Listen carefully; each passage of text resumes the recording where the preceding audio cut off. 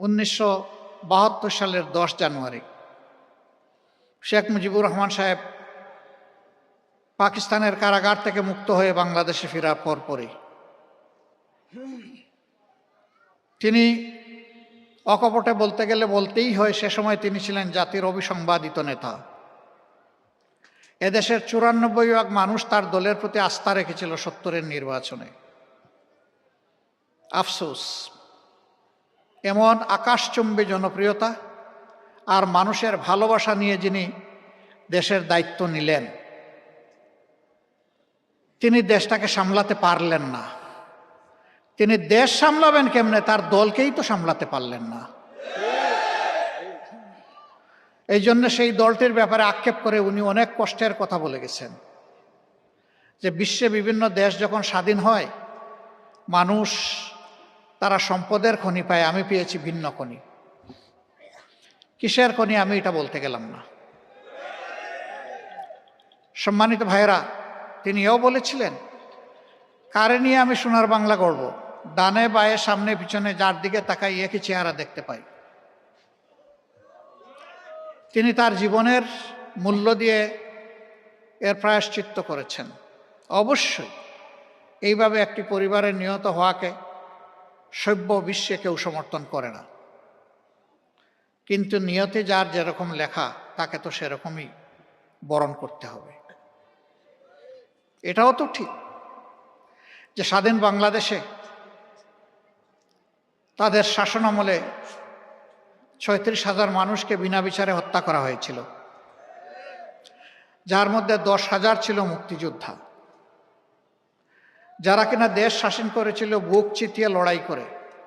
তাদেরকেই মরতে হলো রক্ষী বাহিনীর হাতে। রক্ষী বাহিনীর চাবকের তো নিচে থেকে অনেকে ফিরে আসেনি, কেউ সৌভাগ্যক্রমে ফিরে এসেছে। ফিরে আসা এক দুর্বল মানুষ আমিও। আল্লাহ তাআলা কি জন্য আমাকে সেদিন বাঁচিয়ে রেখেছেন আল্লাহই ভালো জানে। অথচ আমি একটি শহীদ মুক্তিযোদ্ধা পরিবারের মানুষ। আমার কোনো অপরাধ ছিল না। আমার বিষয়টা দিয়ে আমি বিবেচনা করেছি, এরকম বহু নিরপরাধ মানুষকে তারা নির্যাতন করেছে। কেউ কেউ দুনিয়া ছেড়ে চলে গেছে, আফসোস নাই। তারপরেও যদি দেশের মানুষ আমাদের জীবনের বিনিময়ে একটু শান্তি পেত, কোনো আফসোস থাকতো না। কি অবস্থা সৃষ্টি হলো। সম্ভ্রান্ত পরিবারের মানুষগুলো তাদের মেয়েগুলোকে আর কলেজ ইউনিভার্সিটিতে পাঠানো বন্ধ করে দিয়েছিল। কেন বন্ধ করে দিয়েছিল আপনারা বুঝতেই পারছেন। মানুষের জীবনের কোনো নিরাপত্তা ছিল না, সম্পদের কোনো নিরাপত্তা ছিল না, বাইরেও ছিল না, ঘরেও ছিল না। অথচ 70-এর নির্বাচনের সময় আমরাই বলেছি মানুষকে, ভোট দেন নৌকায়, আপনি দরজা খুলে রাতে ঘুমাতে পারবেন। হ্যাঁ, ঠিকই মানুষ দরজা খুলে ঘুমাইছে, কিন্তু সেই দরজাটা নিজে খুলে নাই, চোর ডাকাত এসে খুলে দিয়েছে। এরপরে কি হলো বুঝলাম, তারা সব ভালো কাজ করতে পারলেন না। দফায় দফায় ক্ষমতার পালাবদল হলো। দেশের চেহারার একেবারে উন্নতি হয় নাই এটা আমি বলবো না, হয়েছে। তবে যুগের যে পরিমাণ চাহিদা ছিল আর যে পরিমাণ সম্ভাবনা ছিল তার তুলনায় কিছুই হয়। এইখানে বসা অবস্থায় আপনারা কোনো গন্ধ পাচ্ছেন কিনা? আমি কিন্তু একটু গন্ধ পেয়েছি। এটা একটা সভ্য জনপদ, এটা আমার গর্বিত দেশের রাজধানী। দুনিয়ার বিভিন্ন দেশে যাওয়ার সুযোগ হয়েছে। সেখানে নগরে শহরে এরকম চলমান প্রবাহমান বহু চ্যানেল আছে, ঝর্ণা আছে, নদী আছে, খাল আছে, ড্রেন আছে, কিন্তু আপনি ড্রেনের পানিও হাতে নিয়ে দেখবেন যে মার্বেলের মতো চকচক করছে। কেন? তারাও মানুষ, আমরাও মানুষ। আমরা কেন দুর্গন্ধের সঙ্গী হব? আমরা কেন পলিউটেড ওয়াটার স্ট্রিমের সঙ্গী হয়ে দুকে দুকে মরব? হাজার রোগ কেন আমাদের দেশে এই কারণে বাসা বাঁধবে? কপাল আমাদের এই জায়গায়। আমি বলেছিলাম আমাদের আল্লাহ অনেক সম্পদ দিয়েছেন, সব জায়গায় বলি একটা সম্পদের অভাবের কারণে আমরা পারলাম না আমাদের দেশটাকে বাগানের মতো করে সাজাতে। সেই সম্পদ হচ্ছে চরিত্রের সম্পদ। ক্ষমতায় যাওয়ার আগে অনেক রাজনীতিবিদ বলে থাকেন আমি রাজনীতিকে এবাদত মনে করি, আমি রাজনীতি করি মানব সেবার জন্য, সেবা আমার ধর্ম। হ্যাঁ, উনি মানব সেবা করেন ঠিকই, শুধু নিজের সেবাটা করেন। তিনিও তো একজন মানব, সেই অর্থে তিনি মানব সেবা করেন। কিন্তু মানব সেবা বলতে যা বোঝায় তা তো দেখি না।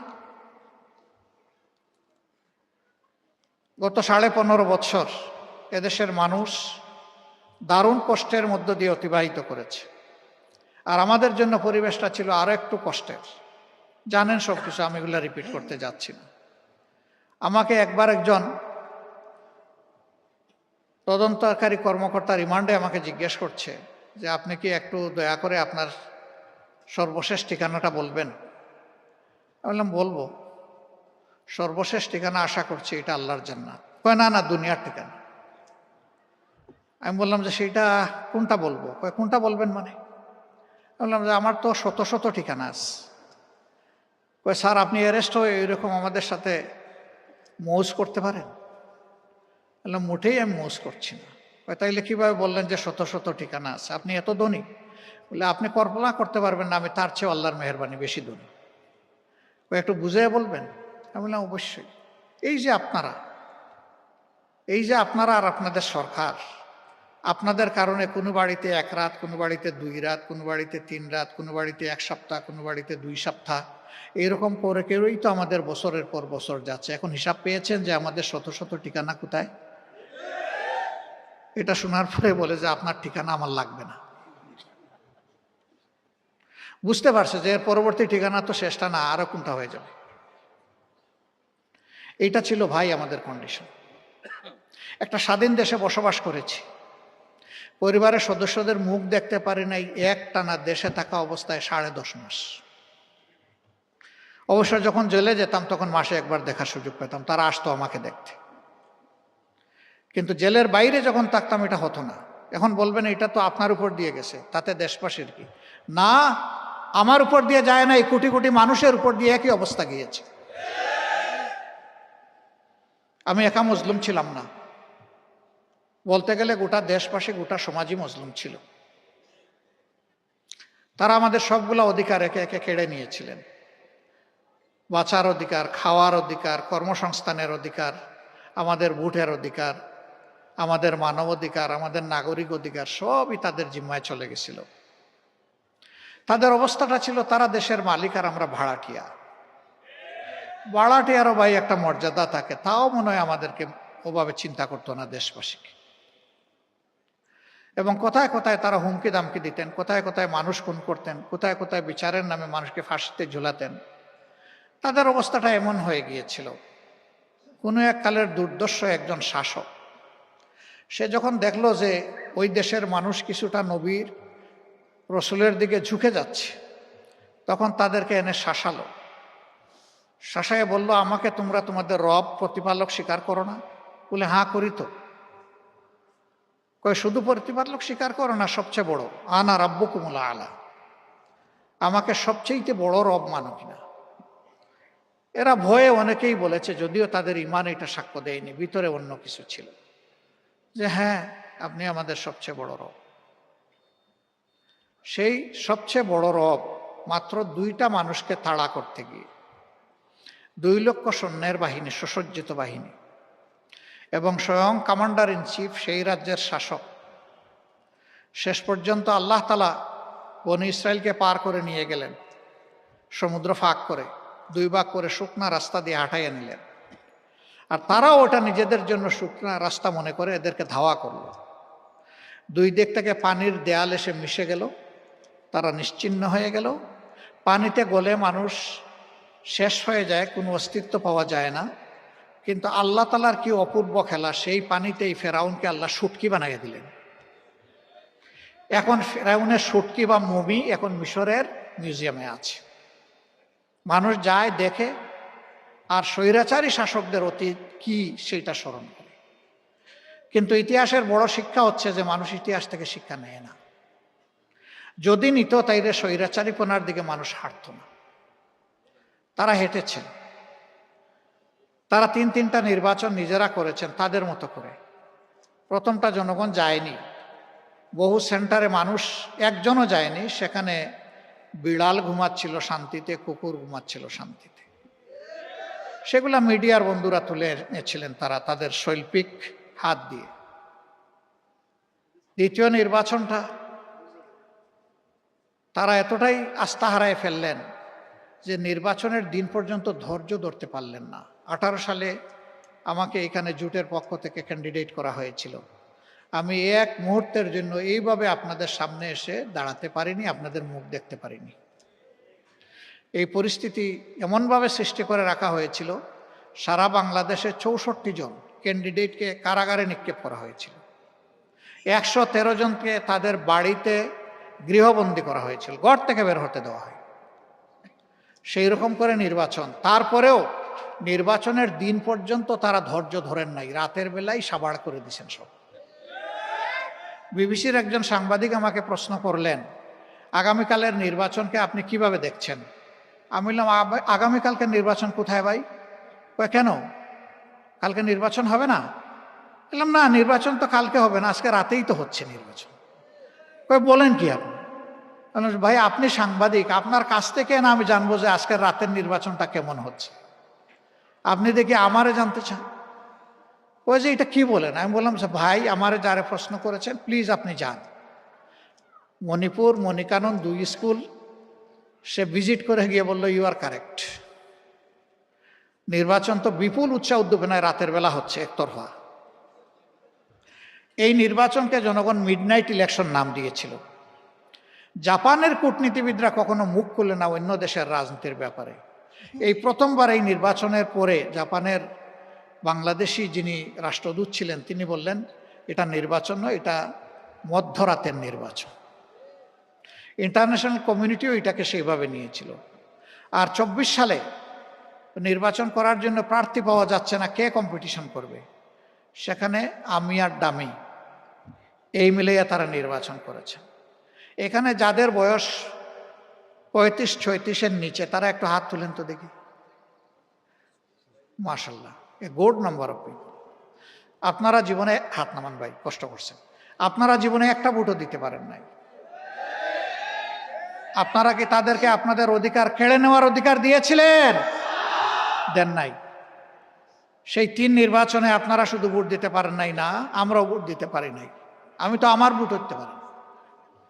আমি যখন ইলেকশন স্টার্ট হওয়ার 1.5 ঘন্টা পরে শুনলাম যে আমার কিছু এজেন্টকে গায়েব করা হয়েছে, ধরেন 2-1 জন মহিলার মাথা ফাটিয়ে দেওয়া হয়েছে, হাত ভেঙে দেওয়া হয়েছে, তখন আমি বললাম যে রক্তের বিনিময়ে আমার আসনে বিজয় লাভ করার আমার প্রয়োজন নাই, আমি এই নির্বাচনে থাকব না।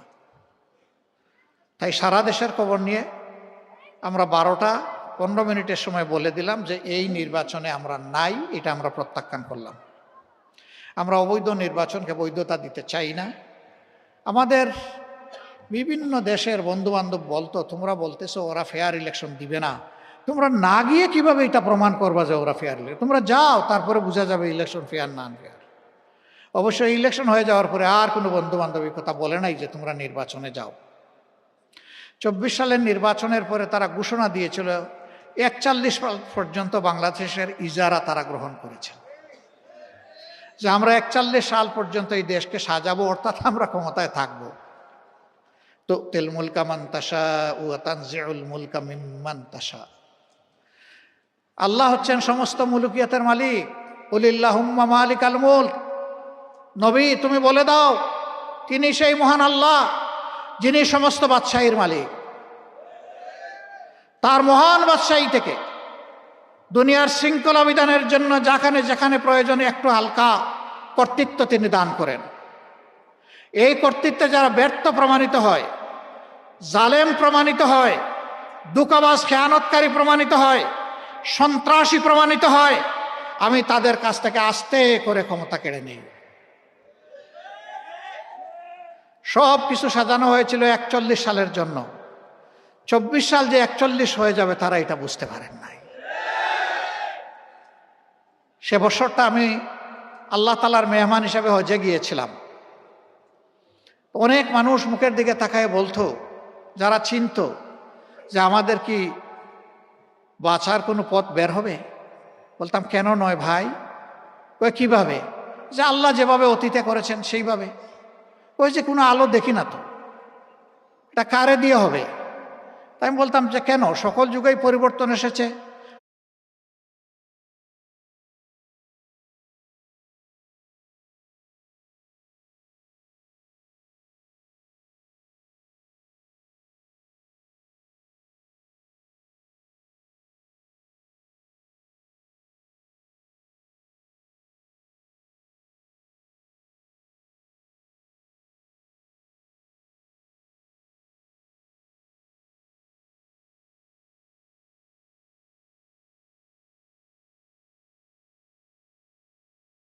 যুবকদের হাত ধরে তাদের গাড়ে ভর করে। বাংলাদেশেও পরিবর্তন আসবে যুবকদের হাত ধরে। ভাই আসল জায়গায় এসেছেন। চকের 2 ফোঁটা পানি দিয়ে আপনি মাতাফে গিয়ে কাবাগরের দিকে নিশানা করে আল্লাহ তাআলাকে বলুন যে আল্লাহ এই জালিম জনপদ থেকে আমাদেরকে উদ্ধার করে। আল্লাহ এই চোখের পানি ফেরত দেবেন না। আল্লাহু আকবার। লোকেরা দেখতাম যে আমার কথায় বিশ্বাস করে না, আস্থা আসে না। হজ উমরা শেষ করে যখন ফিরলাম 17 তারিখ, 16 তারিখ আবু সাঈদের মৃত্যুর শাহাদতের মধ্য দিয়ে বাংলাদেশের নূতন অধ্যায়ের সূচনা হলো। 17 তারিখ থেকে আগুন জ্বলে উঠল। সেই দিন থেকেই চতুর্দিকে নিরীহ জনগণের, নিরস্ত্র জনগণের বিরুদ্ধে সশস্ত্র আক্রমণ শুরু হলো। ভয়াবহভাবে শ মানুষ খুন করা হলো। শেষ পর্যন্ত এর শেষ পরিণতি হলো গিয়ে 5 তারিখ।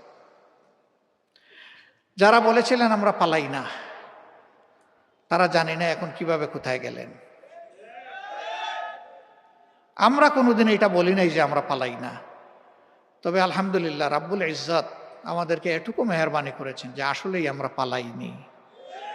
আমরা ফাঁসির রশি গলায় নিয়েছি কিন্তু দেশ থেকে পালাইনি। আমাদের একজন, তিনি আমেরিকায় ছিলেন স্বাভাবিক কাজে। সেই সময় বন্ধুবান্ধব তাকে নিষেধ করেছে, ডোন্ট কাম ব্যাক। তিনি বলছেন কেন? বলেছে যে আপনাকে ওই রকমই পারসিকিউট করা হবে, অবিচার করা হবে যেমনটা অবিচার করা হচ্ছে আপনার সিনিয়র লিডারদের সাথে। তিনি বলছেন সিনিয়র লিডাররা যদি আল্লাহর জন্য ধৈর্য ধরে সহ্য করে থাকতে পারেন, আমিও পারবো, আমি আসছি। আদালতে দাঁড়িয়ে আমাকে ফাঁসি দেওয়া হোক, আমার কোনো আপত্তি নাই। আমি পলাতক হিসাবে এই বদনামের অংশ নিতে চাই না যে আমি অপরাধী। আমি আদালতে দাঁড়িয়ে বলবো আমি নিরপরাধ। মীর কাসেম আলী সেইটাই করেছিলেন। তিনি তো না আসলে পারতেন ভাই, কেউ তারে বলতো না যে উনি পালিয়ে গেছেন, কারণ তার বিরুদ্ধে কোনো ওয়ারেন্ট, কোনো মামলা ছিল না। তিনি এসেছেন তার নৈতিক দায়বোধের জায়গা থেকে, তার দেশকে ভালোবাসেন। এই জন্য তিনি বলেছেন যে দেশে আল্লাহ আমাকে পয়দা করেছেন আমার মত যেন সেই দেশে হয়। সম্মানিত ভাইয়েরা, গেল তাদের চ্যাপ্টার, এখন কি হবে? এখন কি এগুলোই চলবে? আগামীতেও কি একটা দুর্নীতিবাজ সরকার এসে আমাদের সব লন্ডভন্ড করে দেবে? আগামীতেও সন্ত্রাসীরা এসে আমাদের উপর আবার ছড়ি ঘুরাবে? আগামীতে আমাদের মা বোনদের ইজ্জত নিয়ে আবার টানাহেঁচড়া করা হবে? আমাদের জীবনের উপর কালো হাত নেমে আসবে? সবগুলার বিরুদ্ধে আমাদেরকে সিংহের মতো গর্জন করতে হবে ইনশাআল্লাহ।